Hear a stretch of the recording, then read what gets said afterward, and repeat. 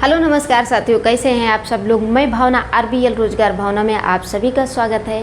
प्यारे दोस्तों, UP police का जो एग्ज़ाम हुआ था हमारा 9 जून सेकंड शिफ्ट का, तो उसका एनालिसिस करा दिए हैं। अगर आप लोग भी दिए हैं एग्ज़ाम तो आप एनालिसिस कर सकते हैं। और क्लास में पहली बार आए हैं, चैनल को सब्सक्राइब नहीं किए हैं तो चैनल को ज़रूर सब्सक्राइब कीजिए ताकि आने वाली हर क्लास आपको समय समय से मिलती रहे।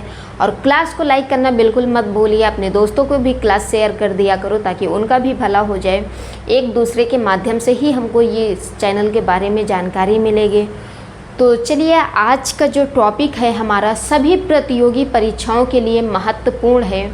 कोई भी एग्ज़ाम हो, वो चाहे ARO हो, PCS हो, UPSC हो, UPSI हो, यूपी टेट हो, यूपी पुलिस हो, SSC हो, तो अगर हिंदी आती है तो क्रिया से आपको 1-2 क्वेश्चन ज़रूर देखने को मिलते हैं।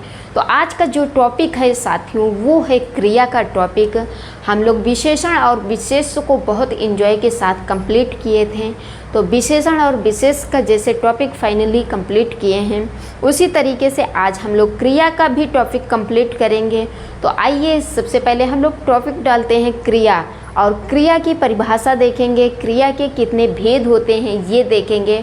उन भेद के अंदर क्या क्या परिभाषा होती है, क्या उदाहरण होते हैं, तो उदाहरण सहित हम लोग एक एक जानकारी लेते चलेंगे और अपनी क्लास को एंजॉयफुल बनाएंगे। बोर नहीं होना है, बिल्कुल पानी ले के बॉटल में बैठना और सिप सिप करते जाना, पानी को पीते जाना। तो टॉपिक डालते हैं क्रिया। और टॉपिक डालने से पहले एक बार फिर हम लोग कहना चाहते हैं कि अगर चैनल में पहली बार आए हैं, चैनल को सब्सक्राइब नहीं किए तो चैनल को ज़रूर सब्सक्राइब करना, क्लास को लाइक करना ताकि आने वाली हर क्लास आपको समय समय से मिलती रहे। तो जो भी टॉपिक है हमारा, आइए तो हम लोग डालते हैं क्रिया। टॉपिक क्या है? क्रिया है ना। क्रिया टॉपिक डाल लीजिए, क्रिया। अब क्रिया के अंदर जो परिभाषा है उस परिभाषा को हम लोग लिखेंगे और रचना की दृष्टि से क्रिया के कितने भेद होते हैं, क्रिया के भेद कितने होते हैं, तो एक एक करके हम लोग जानकारी लेंगे और उदाहरण सहित, परिभाषा सहित हम लोग देखेंगे। तो आइए हम लोग सबसे पहले लिखते हैं क्रिया की परिभाषा की। क्रिया की जो परिभाषा होती है वो क्या होती है? तो क्रिया की जो परिभाषा है वो परिभाषा है, जिन शब्द से किसी कार्य का करना या होना पाया जाए उसे क्रिया कहते हैं। जैसे खेलना, पढ़ना, लिखना, ये हमारे क्या हैं? तो ये हमारे क्रिया हैं। तो आइए परिभाषा लिखते हैं। जिस शब्द से किसी कार्य का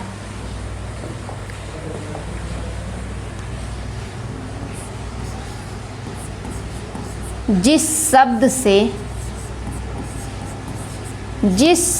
से क्रिया की परिभाषा क्या होगी? जिस शब्द से किसी कार्य का करना या शब्द से किसी कार्य का करना या जिस शब्द से किसी कार्य का करना या होना पाया जाए, करना या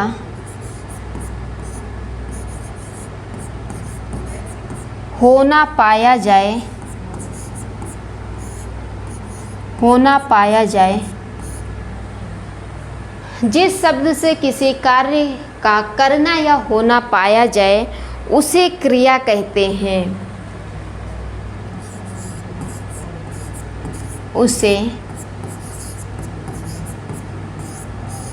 क्रिया कहते हैं। उसे क्या कहते हैं? तो उसे क्रिया कहते हैं। ये थी हमारी परिभाषा। और उम्मीद करते हैं कि आप लोग हमारे साथ साथ नोट्स बनाते चलते होंगे। तो हमारे साथ साथ नोट्स ज़रूर बनाना, क्योंकि ऐसे अगर सुनोगे तो फिर बाउंस अभी तो कुछ समय के लिए याद रहेगा, लेकिन उसके बाद आप लोग भूल जाओगे। तो इसीलिए मैं कहना चाहती हूँ कि आप नोट्स बनाते चलना, आप भी पढ़िए। और आपकी नौकरी लगने के बाद शादी हो जाएगी तो आपके बच्चे भी ज़रूर पढ़ेंगे इस नोट से, तो उनका भी फ़ायदा हो जाएगा। आज के लिए भी सोचना है और कल के लिए भी सोचना है, यानी आज और आदि दोनों के लिए सोचना है।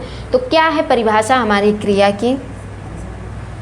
जिस शब्द से किसी कार्य का करना या होना पाया जाए उसे क्रिया कहते हैं, जैसे खेलना, पढ़ना, लिखना इत्यादि। जैसे खेलना, पढ़ना, लिखना इत्यादि। ये हमारे क्या हैं? तो ये हमारे क्रिया हैं। उम्मीद करते हैं कि आप लोग समझ गए होंगे। और अब हम लोग अगर बात करें तो रचना की दृष्टि से जो क्रिया के भेद होते हैं वो कितने होते हैं? तो वो दो होते हैं। एक आकर्मक क्रिया होती है और दूसरा जो होता है वो साकर्मक क्रिया होता है। तो हम लोग एक एक करके जानकारी लेंगे कि जो रचना की दृष्टि से क्रिया के भेद होते हैं वो कौन कौन से होते हैं। तो आकर्मक क्रिया होता है और साकर्मक क्रिया होती है। तो हेडिंग डालते हैं रचना की दृष्टि से क्रिया के भेद। नोट हो गया यहाँ तक आप सभी का? फटाफट कमेंट करके बताइए।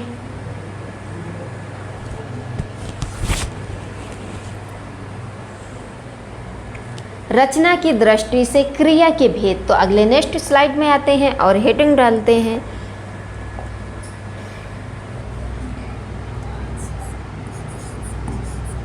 रचना की दृष्टि से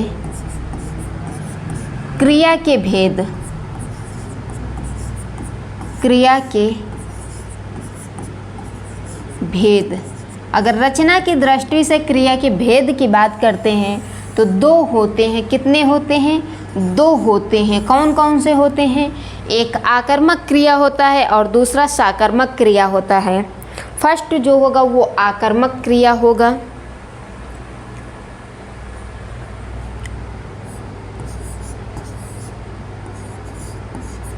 आकर्मक क्रिया। और दूसरा जो होगा वो होगा साकर्मक क्रिया।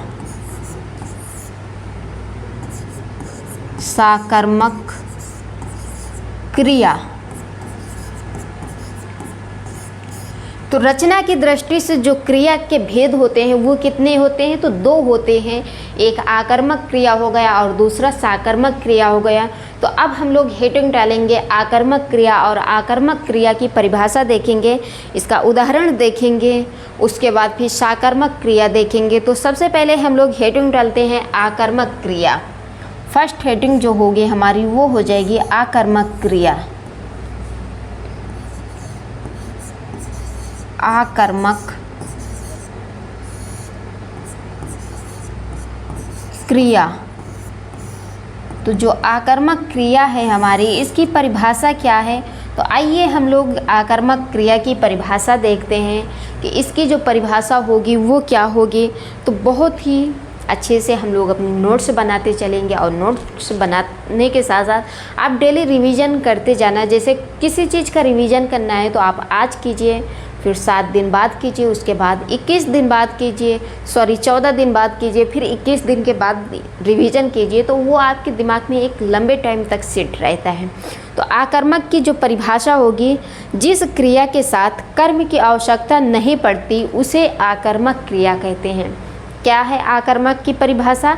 जिस क्रिया के साथ कर्म की आवश्यकता नहीं पड़ती उसे आकर्मक क्रिया कहते हैं। जैसे मोहन खाता है, ये हमारा क्या है? तो आकर्मक क्रिया है। तो आइए परिभाषा लिखते हैं आकर्मक क्रिया की। जिस क्रिया के साथ कर्म की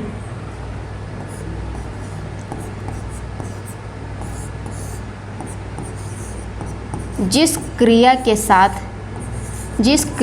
साथ कर्म की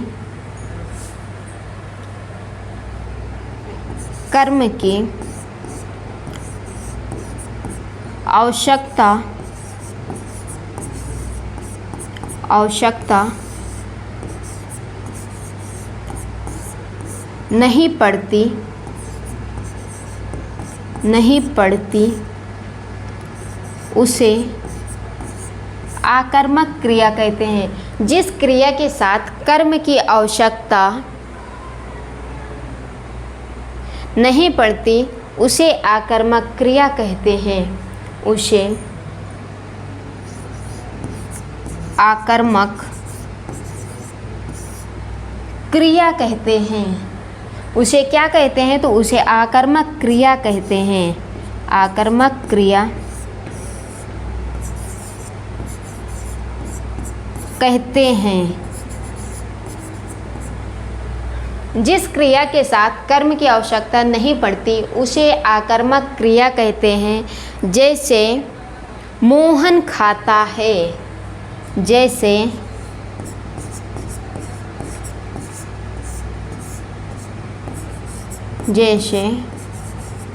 मोहन खाता है, ये हमारी कैसी क्रिया है? तो ये हमारी आकर्मक क्रिया हो जाएगी। कैसी क्रिया है?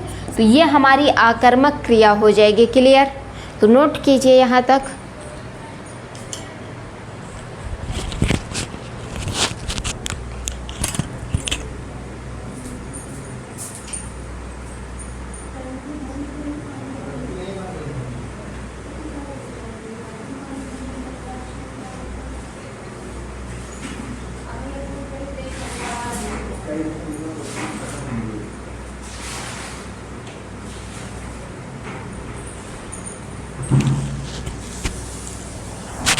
तो उम्मीद करते हैं कि आप लोग नोट कर लिए होंगे। आकर्मक की जो परिभाषा है वो है जिस क्रिया के साथ कर्म की आवश्यकता नहीं पड़ती उसे आकर्मक क्रिया कहते हैं। जैसे मोहन खाता है। क्लियर?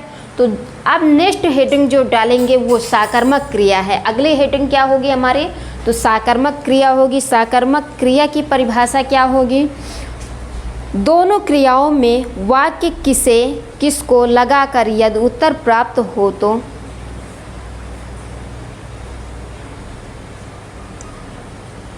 साकर्मक क्रिया की परिभाषा जो होगी वो क्या होगी? तो सबसे पहले हम लोग हेडिंग डालते हैं साकर्मक क्रिया। सेकंड हेडिंग है हमारी साकर्मक क्रिया। साकर्मक क्रिया। क्लियर?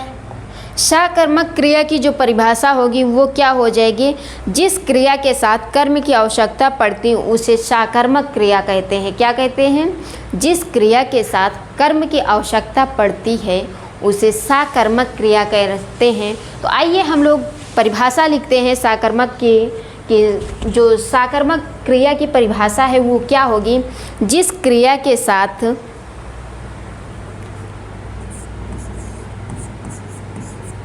जिस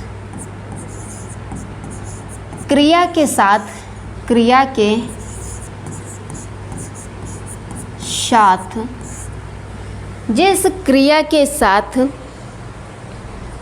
कर्म की आवश्यकता पड़ती है, कर्म की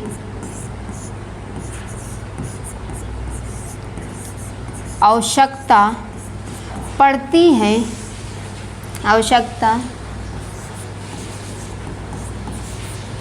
है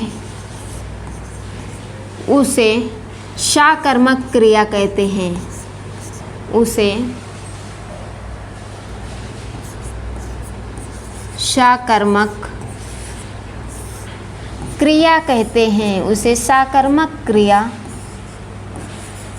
कहते हैं।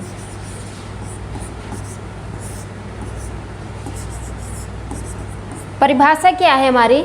जिस क्रिया के साथ कर्म की आवश्यकता पड़ती है उसे साकर्मक क्रिया कहते हैं। जैसे मोहन फल खाता है, ये कैसी क्रिया है हमारी? तो साकर्मक क्रिया हो जाएगी। अगर उदाहरण हम लोग देखना चाहते हैं तो उदाहरण भी लिख लेते हैं। जैसे मोहन फल खाता है। मोहन फल खाता है। मोहन फल खाता है। तो ये हमारी कैसी क्रिया है? साकर्मक क्रिया हो जाएगी। क्लियर? तो उम्मीद करते हैं कि आप लोग हमारे साथ साथ नोट किए होंगे और यहाँ तक उदाहरण परिभाषा सहित समझ भी गए होंगे। अगर क्लास में पहली बार आए हैं तो चैनल को सब्सक्राइब भी कर लिए होंगे और क्लास को लाइक भी कर दिए होंगे। तो साकर्मक क्रिया की परिभाषा क्या थी और आकर्मक क्रिया की परिभाषा क्या थी, क्रिया की परिभाषा क्या थी, आकर्मक का उदाहरण क्या था, साकर्मक का उदाहरण क्या था, तो हम लोग ये सब एक एक करके जानकारी लिए हैं कि रचना की दृष्टि से जो क्रिया के भेद होते हैं वो कितने होते हैं। तो वो दो होते हैं, एक आकर्मक क्रिया, दूसरा जो होता है वो साकर्मक क्रिया होता है।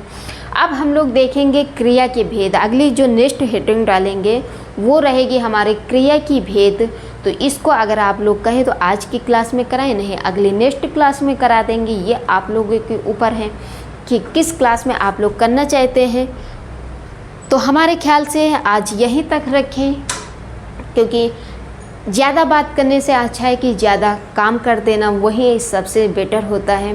तो हम लोग थोड़ी देर की क्लास में, छोटे छोटे क्लास में बहुत कुछ सीखने को पा रहे हैं। तो आप लोगों से बहुत सारा उम्मीद है कि आप लोग ज़रूर हमारा भी सपोर्ट करेंगे।